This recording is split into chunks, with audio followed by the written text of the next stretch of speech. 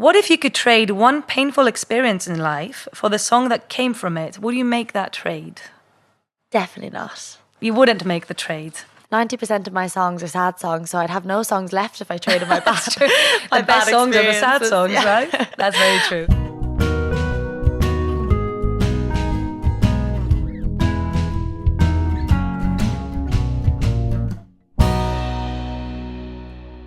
Ava, thank you so much for joining us for Beluga Pod today.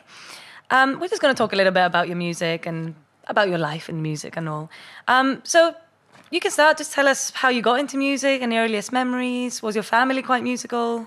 Yeah, it's kind of a funny story. I don't even know really where music began. I think my dad and mum were both very musical, just kind of as in my dad used to sing me to sleep as growing up as a kid, playing guitar and singing. And so did my mum. She kind of took up guitar as well and would do the same. They'd kind of rotate.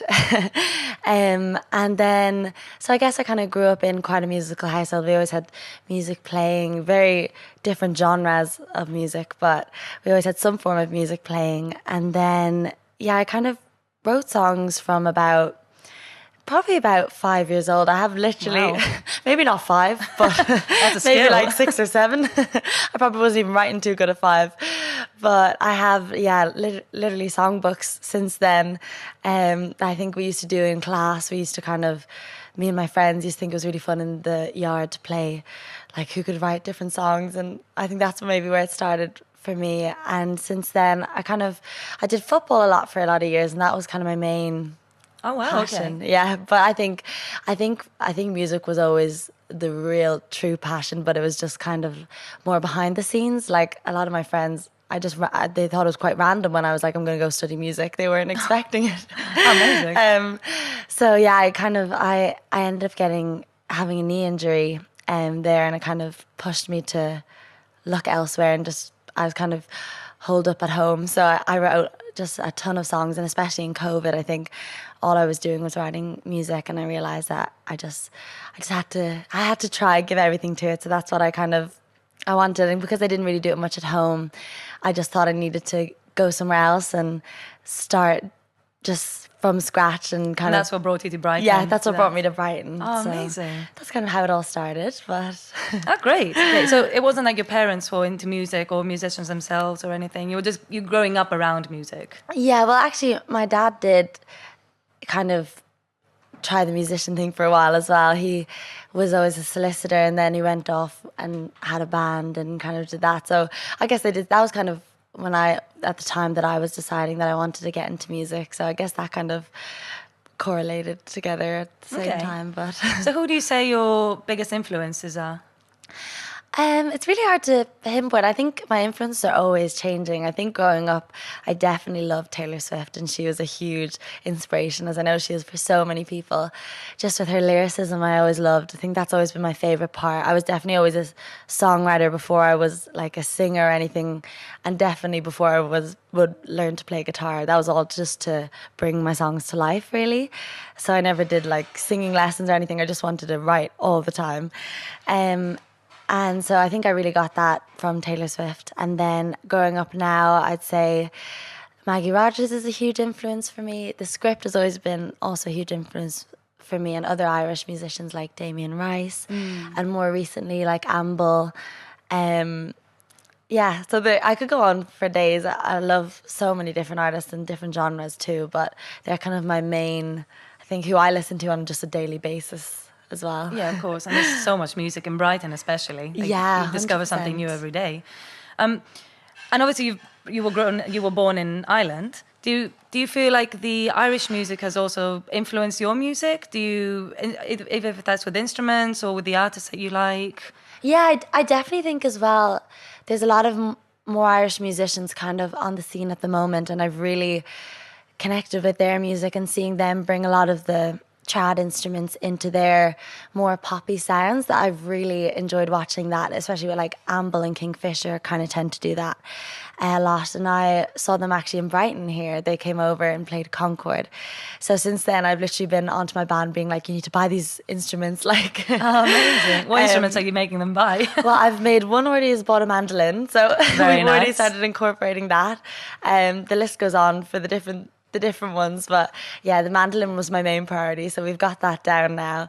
And yeah, I think the Irish music scene as well, it's been really nice because I started off in this music scene over here in Brighton, and it's been really nice kind of integrating back over there now that I've kind of found my footing here. It's really nice that I can go back and play some of my music there and just connect with the musicians over there, because I feel like I've connected so well as well with the musicians here. Yes, and you can take a lot of influences from here as well. Again, because there's so much music in the city, right? 100%.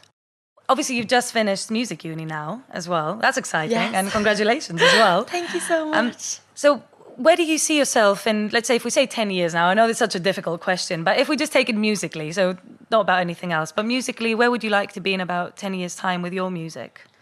Well, I'm always aiming high. I have my little books with all my goals and my 5-year plans, my 10-year plans. Obviously, life, who knows? But where I do see myself is still doing music and just progressing. I think at that level, I would definitely have liked to release, if not one, definitely 2 or 3 albums by then.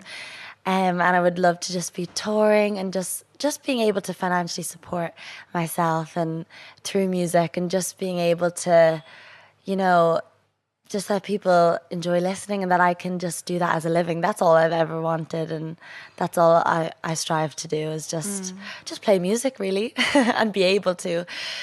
So that's where I see myself there, playing my songs, writing, collaborating with different people, and I think there's always more to learn. So I would just love to be just being in music is being in music, the dream. The dream. I could, Amazing. Obviously there's so many huge goals that I hope to achieve by then. Like different stages, just even getting album out there, that's such a huge goal of mine. So yes, of course, I would definitely love to have done that by then. Are you in the works for an album, or? I'm actually, this whole summer I've just graduated, so that kind of took up a little bit of my time doing that degree. Yeah. And now this whole summer has just been working on my EP. So I've kind of got that all recorded now. It's just, the final processes of the mastering and getting everything lined up for releasing that. So I'm really excited about that. So that's kind of like my stepping stone towards an album, which I'm really excited about. And I've also just been writing this summer. I keep telling myself I should be focusing on my EP, but I keep writing new songs. Yourself, you just want to write more and more. So I think, I probably maybe have another EP lined up for after that, and then maybe the album will come then. Yeah, of course. It takes so much work to do an album. It takes so much time as well. Yeah. How do you navigate the industry? So the music, obviously you've just got a band together as well, you mentioned, forced them to buy a mandolin, that's working out for you. Exactly. So how do you navigate the industry? How do you find it, especially living in a city like Brighton that you have done for a few years now, and it's very saturated, the scene. It's an amazing scene, but there are a lot of musicians, there's a lot of bands going around, and just the music industry, as we all know, is quite a difficult industry, to navigate in general. So how would you find it for yourself? How do you just navigate it? I think the 2 biggest things I've kind of learned, especially from just jumping in at the deep end, and then just kind of the past 3 years been just giving everything to music. I think the 2 biggest things for me is that there's such highs and lows in the music scene, and as a musician yourself, like, you can get a really big opportunity and like feel like you're doing really well, and then a minute later you can, kind of have a lull moment and there's nothing really going on, or you don't get offered anything, or you maybe apply to things. I've definitely had that where, I've applied to things and I haven't got it, and I've felt a bit like I've taken one step back. But I think it's just really important to, just know that it's okay, and just always check in with yourself, whereas like, where was I a year ago? I've made so much progress in this year, and this is really good. I've got this opportunity, which is great, and if I don't have another opportunity for a while, it's okay, because I'm going to still work on it. And it's all, everyone's time is different. That's the second thing that I really learned, is that just to always remember that success is so separate. Everyone's success is and it's not separate. A race, it's just your own race. 100%. And I think being in a place like BIM, there's a really healthy competition there, but you can also get caught up in being like, oh, like, am I doing as good as this person? But it's just, I'm glad that as I kind of checked myself first year and I was like, no, everyone is so different, and that's really allowed me to just be happy for everyone's success. And that's not an easy thing to accomplish at all. I think as musicians, we all go through a phase of, well, comparing yourself to someone else, or the student next to you, or even actually people with most success, 100%. But we very rarely compare ourselves to people who are not where we are yet as well. And I think that's the easiest one to miss. It's good to remember. And as you said, you write things down and you write your goals down as well. So it sounds like you've got a good system going for you. I hope so. Yeah, for sure. This is the fun part of the interview. It's all fun, but this is the most fun. So we've got a what if question for you, but you're going to choose one. So I've got 9 cards. So I just need you to give me a number from 1 to 9, and then I'll read it out and we'll start a discussion about that. Oh my gosh, I love this. Okay. Okay. My lucky number 11 is 11, so that's off the list. That's off the list, yes. But you can go for 1. It's technically 11 is 2 ones. Okay, we'll go for 1 Let's go for a 1. Okay, so the question is, what if you could trade one painful experience in life for the song that came from it? Would you make that trade? Definitely not. You wouldn't make the trade. No. Is that something that you would say now that you've matured, and or depending on how far back this experience was, from what angle are you replying to that question, basically? Well, I think songwriting for me was always, I never thought of it as a commercial view. I think as well, I never thought of myself as, when I was a super kid, I always dreamed of being a singer and things, but obviously you're just a kid, you're not thinking of like, is anyone else going to like the song? So I was only ever writing as kind of that, form of therapy, like how to get things off my chest. I would always find that if I just wrote it down in a song, I could kind of park my emotions with it.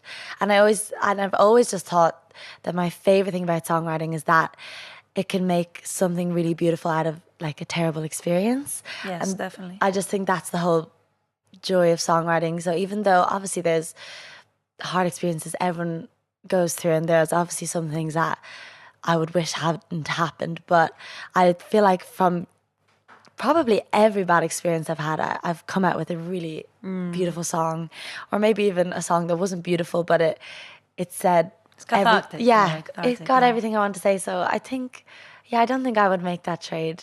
Because, interesting. Yeah. Yeah, it's an interesting question, because I guess you would still take the experience and the heartbreak and all of that in exchange for that song. So in a way, the creative side of it is the healing, and it's more important to you to heal through it than actually not have it happen to you at all.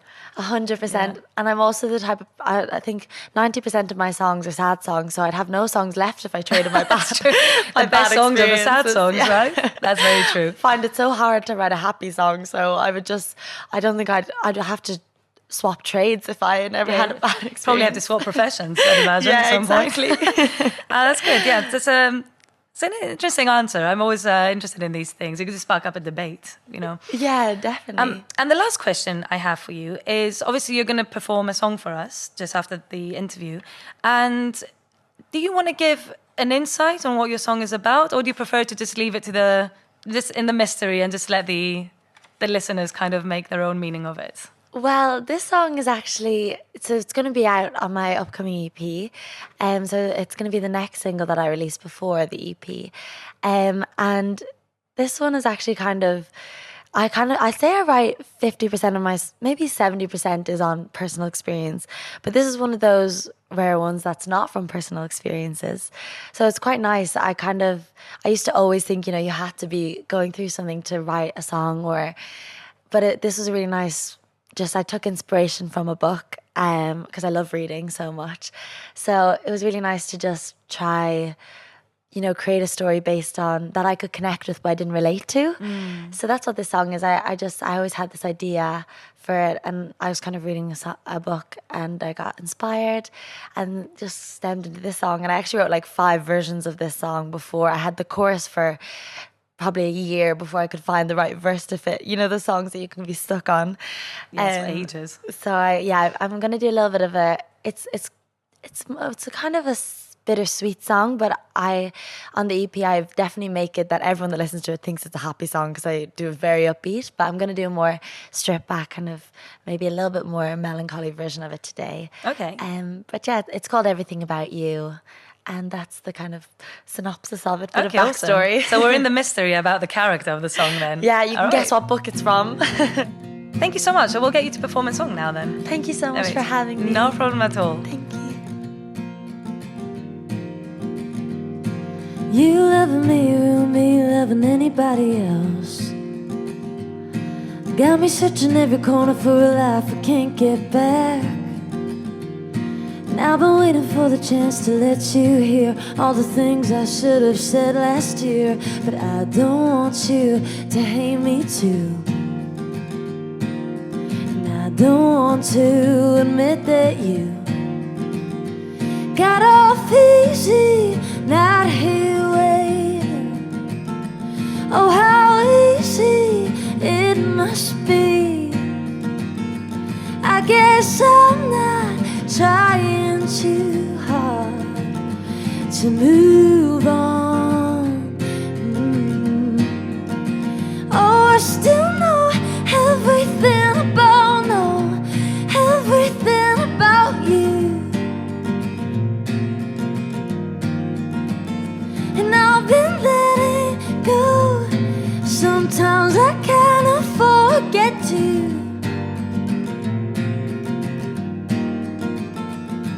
You wake up late, I wait, I wouldn't dare to sleep.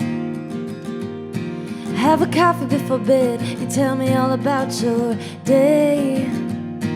And we wake up in the middle of the night, you never did sleep right. After a fight, you loving me, ruin me, loving anybody else. So I sat up, wondering, waiting. We've had these nights before, but you woke up Tuesday morning, and that was all. And I still know everything about you. And I've been letting go. Sometimes I kinda forget to. Sometimes I kinda forget to.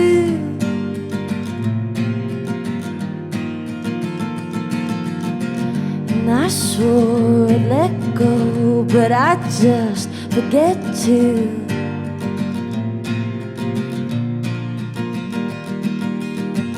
And I still remember the good things about you.